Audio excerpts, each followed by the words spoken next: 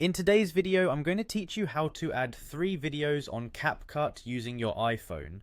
Whether you're crafting a fun video montage or a complex composition, knowing how to seamlessly integrate multiple video clips can be quite useful. So let's dive into it and get started. First, you'll want to open the Capcut app on your iPhone.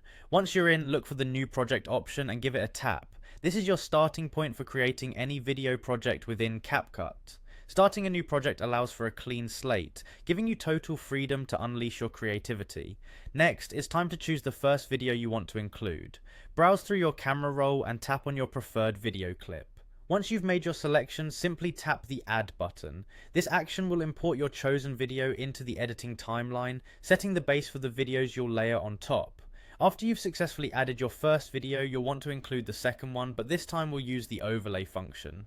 Head over to the Overlay tab and tap Add Overlay. This feature allows you to superimpose another layer on your existing video.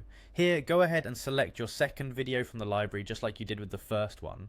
Now to include your final video clip, again tap on Overlay and select Add Overlay. This time choose your third video. What we are doing here is layering multiple video clips similar to working with paper layers in a collage.